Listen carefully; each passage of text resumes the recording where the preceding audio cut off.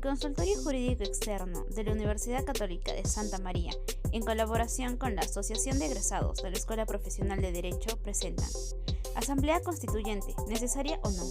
Un análisis desde la perspectiva del derecho constitucional, a cargo del ponente y abogado Francisco Medina Valladares. María de la carrera de Derecho.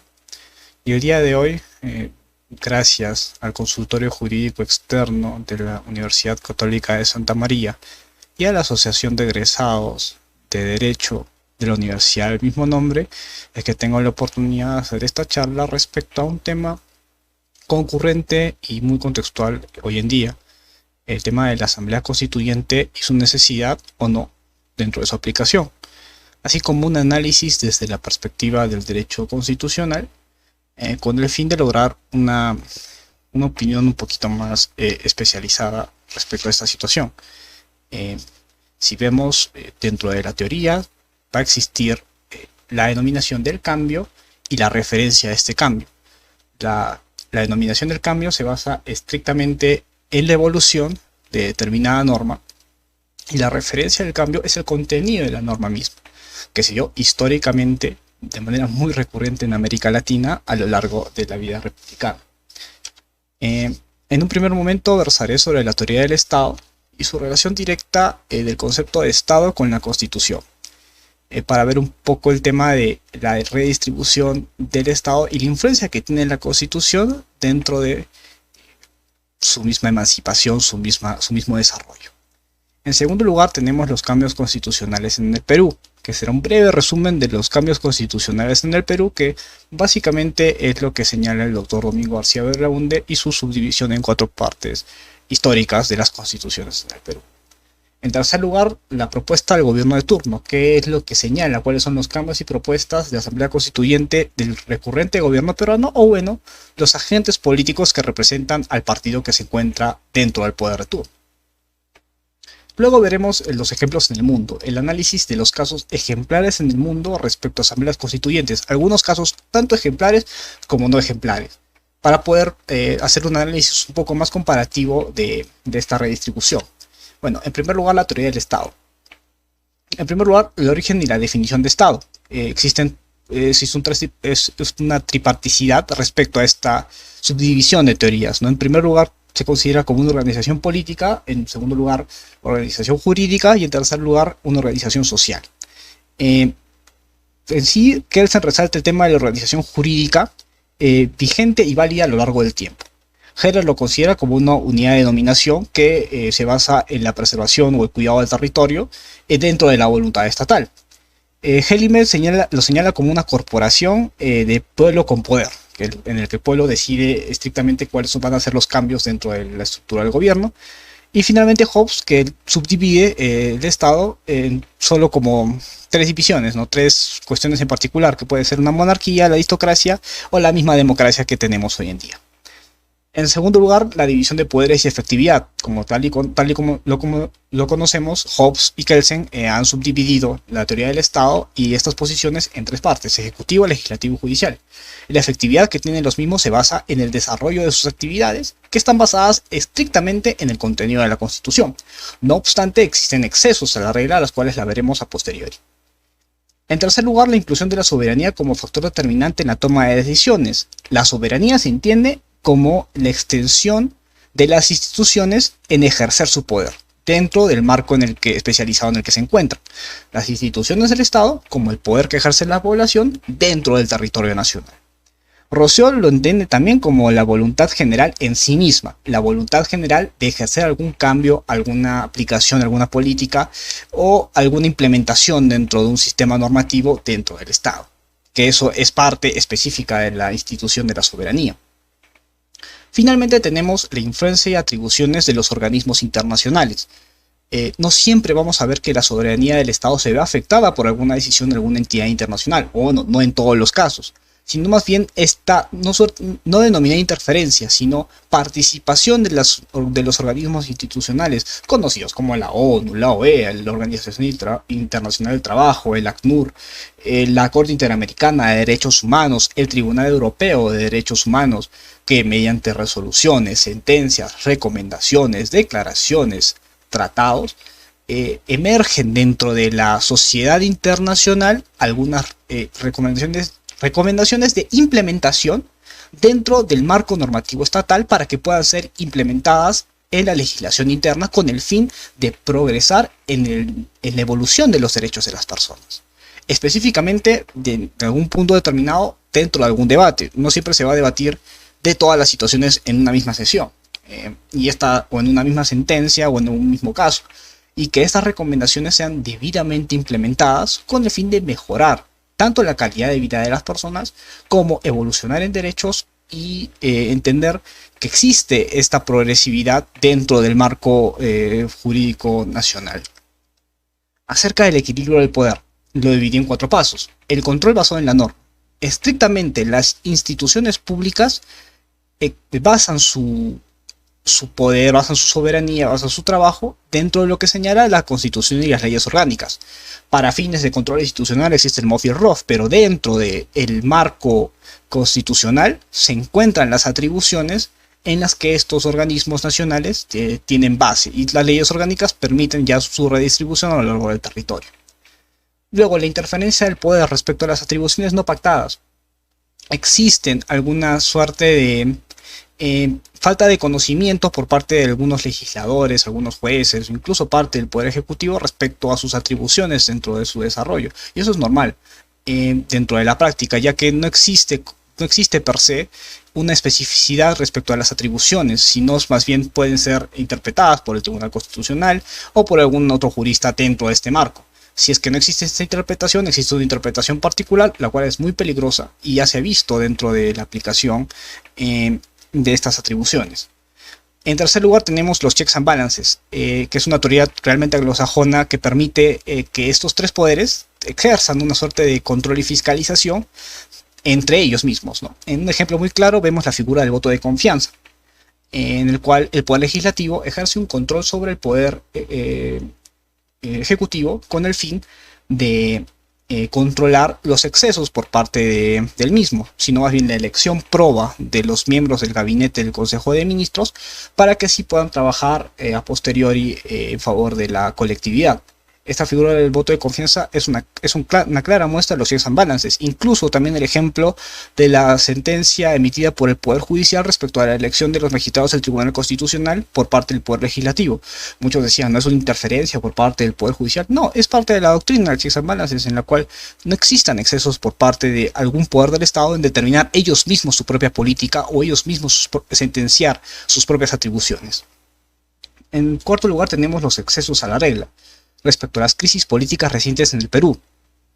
En los últimos 5 años han habido un montón, casi 7 crisis políticas en las que básicamente han existido confrontaciones tanto del Poder Ejecutivo como Legislativo, como el Legislativo con el Judicial. Todo ello basado estrictamente en excesos de interpretación por parte de sus atribuciones con el fin de controlar o copar el poder para poder tomar una decisión en específico. Ello se ha visto mucho dentro de esta posición, incluso el tema de la vacancia presidencial considerándose como la suerte de panacea para dar solución a cualquier coyuntura política que tenga que ver específicamente con el presidente de la República, para darle solución simplemente mediante una votación, un debate, una aprobación y bueno, ya se liberaron del problema, ¿no? Esto termina siendo como el resultado de esa evolución y esa falta de interpretación que requiere sí o sí hacer el Tribunal Constitucional respecto a la incapacidad moral. Hasta que ello se dé, va a seguir siendo como que la salida al callejón. De aquí he citado al economista Friedrich Hayek, que hace un análisis muy interesante respecto al tema de las constituciones, que es seguramente más oportuno considerar las constituciones como superestructuras levantadas al objeto de garantizar el mantenimiento del Estado de Derecho, que como suele hacerse, atribuirles a la categoría de fuente de todas las demás leyes. Como lo señala también Kelsen en su teoría, es la pirámide de Kelsen, la teoría de la supremacía constitucional, que la Constitución es la base y la fuente de las leyes y no viceversa. Que las leyes tienen que basarse en la Constitución, pero la Constitución no tiene por qué basarse en alguna norma. Ahora vemos un poco de la evolución de nuestra historia constitucional, tal y como lo señalé, según lo señalado por el doctor Domingo García Belaúnde. Dentro de las 12 constituciones que tuvimos en total, la mayoría tuvo consideraciones e influencias europeas. A sus inicios influencias españolas realmente, y a posteriori influencias francesas e italianas. Los ejemplos más recordados son los de 1828, 1979 a 1973, en estos dos factores. ¿Por qué la de 1828? Porque se le considera la madre de todas las constituciones peruanas en atención a las referencias inaludibles que existieron a posteriori de esta constitución en los subsiguientes. Casi todas las constituciones, incluso la del 79, representaba como un reflejo de esta constitución de 1828 en ejercicio de la voluntad popular. La de 1993 representó ese cambio respecto a este contenido, pero sino más bien dándole una suerte de cambio en el régimen económico con el fin de darle un resultado positivo a la población, obviando el contexto histórico, ojo, en el que fue en algunos casos considerado como constitución otorgada más allá de lo pactado. La división histórica se divide en cuatro, ¿no? En primer lugar, de 1821 a 1860, la cual se vieron recién el fortalecimiento de la República Peruana como tal, dado que en ese tiempo existían muchos gobiernos militares y grupos caudillistas que querían ejercer el poder. En segundo lugar, de 1860 a 1920, en la cual se buscaba el reforzamiento de las instituciones gubernamentales para que puedan ser distribuidas a lo largo del territorio. En tercer lugar, la de 1920 a 1979. Estos son periodos, no específicamente constituciones. De este periodo se ve específicamente que el trayecto del contenido de la Constitución se basó más en una suerte de sentimiento de nacionalidad, ¿no? De cariño por la República y por enardecer el sentimiento patriota dentro de la comunidad peruana. Y de 1979 en adelante, que se ve ya la época contemporánea y los resultados económicos, sociales y culturales que se vieron reflejados a partir de la aplicación de estas dos constituciones, ¿no? La del 79 y la del 93, y no sabemos más adelante cuántas más habrá. En este punto quisiera resaltar mucho el tema del contenido de cada una de estos 6 ejemplos, ¿no? de asambleas constituyentes en el mundo. La de 1990 en el caso de Colombia, que fue el anuncio de la Asamblea Constituyente del 90 y la Constitución de 1991 dentro del gobierno del señor Virgilio Barco, en el que se consideraba esta como una ruptura legal pactada en sí. Y el Congreso realmente era reacio a crear un nuevo texto. Sin embargo, existía un movimiento estudiantil denominado la Séptima Papeleta y, de la mano con el gobierno, presionaron para que se cambiaran las reglas del juego a través de la Asamblea Constituyente. Existieron muchas críticas dentro del contenido de esta constitución, ya que Colombia en esa época salía recién seguía siendo parte y estaba a punto de salir de un conflicto armado sumamente intenso, incluso con las bandas narcotraficantes y con los grupos guerrilleros, de las cuales poco o nada se ejercía una solución, sino más bien esta asamblea constituyente servía como una suerte de unir un poco a las masas para que puedan hacerle frente a este problema. En 2006 vemos el caso ejemplar, no tan ejemplar, el caso de Evo Morales, ¿no? Donde hubo una cierta representación mayoritaria por parte del gobierno, en la cual solo se considera que se hizo una enmienda de la Constitución de 1967 en el año 2004 para la formación del año 2006 de la Asamblea Constituyente. En el tercer lugar tenemos Islandia, que es como que un ejemplo para toda la comunidad internacional respecto a cómo se debería hacer una Asamblea Constituyente. Respecto a la participación, sobre todo la participación de la población, ya que de manera aleatoria, dentro de toda la población de Islandia, se elegían a 522 personas para que fueran parte de esta asamblea, y 25 personas específicamente eran de parte de la población, gente común y corriente que tenía intención de querer ser parte de este grupo. Y bueno, ¿cuál fue el único problema de todo este hermoso proceso? Que la última palabra la tenía el Congreso, que finalmente no aprobó este texto constitucional.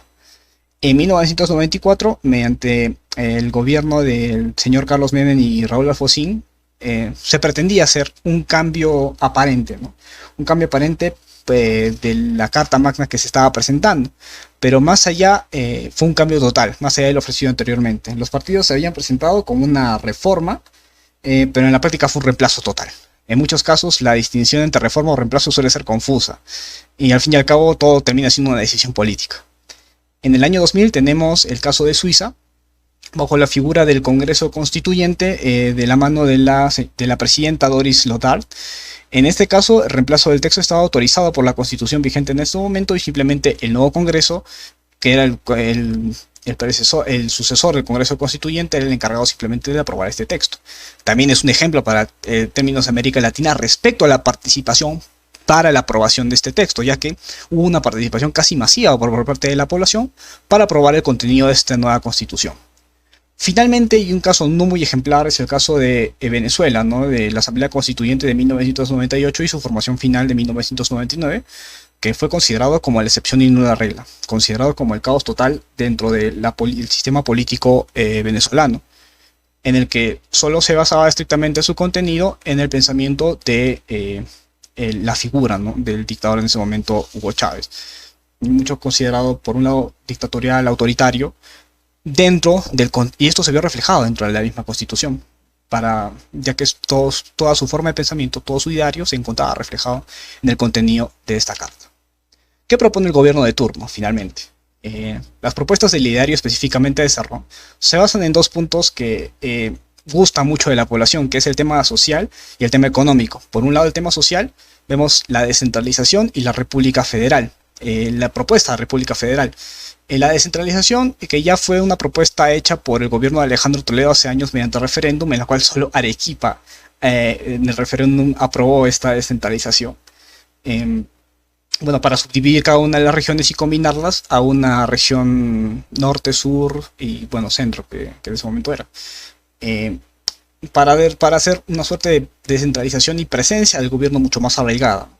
Y en el segundo lado tenemos el margen económico, que es el más discutible, respecto a que consideran que la Constitución del 93 regala el gobierno y la economía del gobierno a las empresas. Quieren denominarla economía popular con mercados, que es una suerte de mezcolanza entre el modelo económico de Ecuador y de Bolivia, en la cual, dentro del ideario y lo que propone el ideario de Vladimir Cerrón es que estos excesos que existan dentro del gobierno, o sea, excesos en recaudaciones, no se vayan a la caja, sino sean distribuidos a la población dentro de uno de sus márgenes.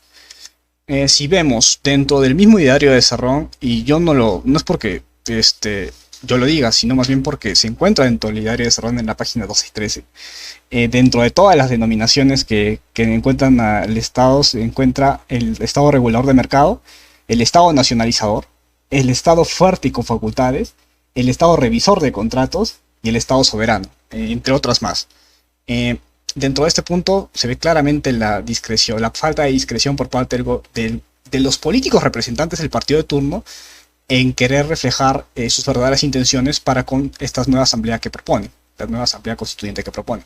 Si vemos dentro de esta diapositiva el resultado del cambio de los índices de pobreza, ¿no?, el porcentaje de la población en pobreza dentro de los marcos de 2019 y 2020. Y este marco se ve reflejado estrictamente por el tema de la pandemia. Muchos lo ven considerado como no, ya que está ejerciéndose el tema de la pobreza para todos, ¿no? Dentro de este marco se ve el impacto sumamente arraigado de los puntos de la pandemia, la cual ya ha sido mitigada en el año 2021 por medio de la reactivación económica y por medio de la implementación de los bonos por parte del Estado. Que, ojo, los bonos no son una forma de mantener a las personas, sino una forma de reactivar, una estrategia política para reactivar económicamente a otras empresas, ya que estas personas van a invertir directamente a las empresas, a las tiendas, a los mercaditos, para que puedan ellos reactivarse económicamente y seguir moviendo la economía del país.